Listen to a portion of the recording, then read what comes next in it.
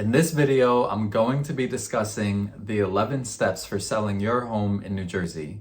My name is Shaynon Gramling, and I'm a licensed real estate agent in New York City and in New Jersey. The first step in selling your home is to start meeting with real estate agents. I always recommend meeting with more than just one real estate agent so that you can pick the one that's the best fit for you. Of course, you want one that's knowledgeable about the process for selling a home in New Jersey, as well as one that knows the market for the home that you're selling in.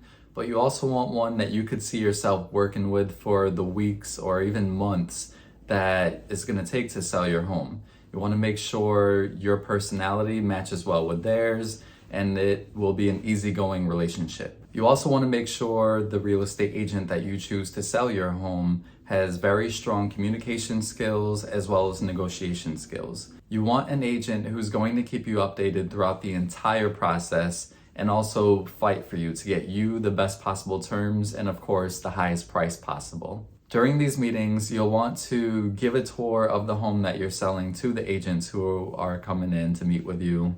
And you also want to discuss with them their marketing strategy, their past experience, the pricing strategy that they recommend for your house. You also want to discuss the goals that you have for selling the home and also possibly your plan for after you sell. Once you choose a real estate agent to hire and you've signed all the required paperwork, now is the time to prepare your home to go on the market. During this time, you'll make any necessary repairs in order to maximize the value of your home. You'll also declutter the home to make it as neutral as possible for any buyers who are coming in, because this is going to help them to envision themselves living in the home.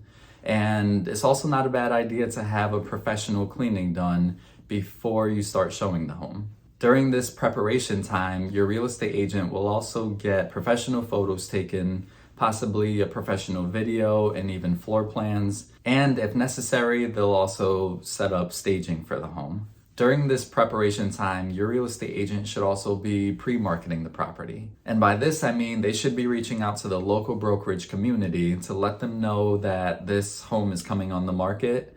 And they should also do the same with their local list of buyers, letting them know as well. The reason your real estate agent should be doing this is because it'll help boost interest in the property before it even comes on the market.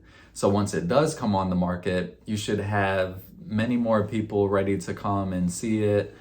Showings will be scheduled already. And the benefit to you is that you can actually get the home sold quicker and possibly for even a higher sales price. After this pre-marketing period and after the home is prepped and ready to go on the market, the listing goes on the MLS and that syndicates to all the major listing websites as well as some of the other lesser known ones. But some of the major ones include Zillow, Trulia, Realtor, and Redfin. And then it also goes to the major brokerage websites like Compass.com, Coldwell Banker, Weicker, all the other ones. During this time, your real estate agent should also be doing some additional things to help expose your property to the largest buyer pool possible.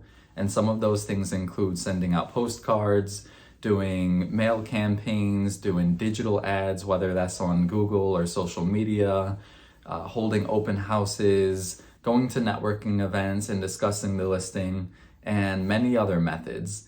The goal during this time period is to expose the listing to as many qualified buyers as possible so that you can bring in multiple bids, which will drive up the price and get you the best possible terms to match your goals. So during this period that the home is on the market, it is your real estate agent's job to handle all showings and bring in as many qualified offers as possible and help you to choose the right one. And that brings me to my next step, which is to review offers and come up with a negotiation strategy. If your home is priced well, you'll start receiving offers shortly after listing and showing it. Oftentimes, especially in sellers markets, you'll receive multiple offers very quickly, either at the asking or even sometimes above. And when this happens, it's really important to speak with your real estate agent to discuss the strategy moving forward. In a multiple offer situation, the most popular strategy has been to call for a best and final offer deadline. This means that you and your agent will come up with a deadline for all buyers to put their best foot forward. to put in that best and final offer so that you and your agent can review them and you can choose the best offer that makes sense to you that aligns with your goals for selling the house. Once you choose an offer, you go under attorney review. And during this time, your attorney and the buyer's attorney goes back and forth negotiating the contract for the sale. As long as there aren't any issues or delays in communications, this process can be done in as little as 2 or 3 days, but sometimes it can go on a little longer, just depending on the situation. If you don't have a real estate attorney to work with, your real estate agent will recommend at least 2 of them for you to work with. Once attorney review has concluded, you're now under contract and you stop showing the home. And now is the time to move forward with the next steps with the current buyer that you have, which includes the inspection as well as the appraisal if the buyer is using a mortgage to purchase the home. This is also when the buyer sends in their initial deposit, which is usually held by the attorneys in their escrow account. Another thing that happens once attorney review concludes and you're under contract is that the buyer schedules their home inspection. During this inspection, they'll hire an inspector to come in and take a look to find every issue with the house.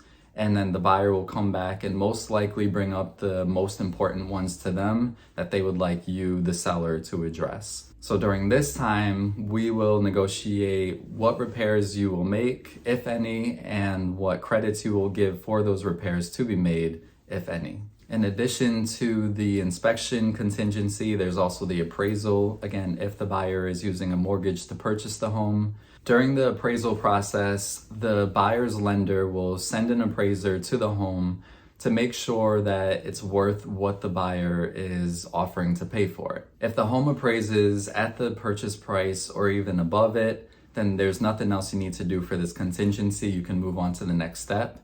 However, if the home underappraises, then you have a few options. Either the buyer has to come up with the cash to make up the difference between the appraised value and the purchase price. The seller can come down to the appraised value, or you can meet somewhere in between. However, if when submitting the offer, the buyer waived the appraisal contingency or at least a portion of it, then that limits how much they can negotiate this, if at all. Once you get through both the appraisal and inspection contingencies, then the buyer's attorney will order a survey if that needs to be done. In addition to that, the buyer's title company will order a title search just to make sure that you are delivering a clean title.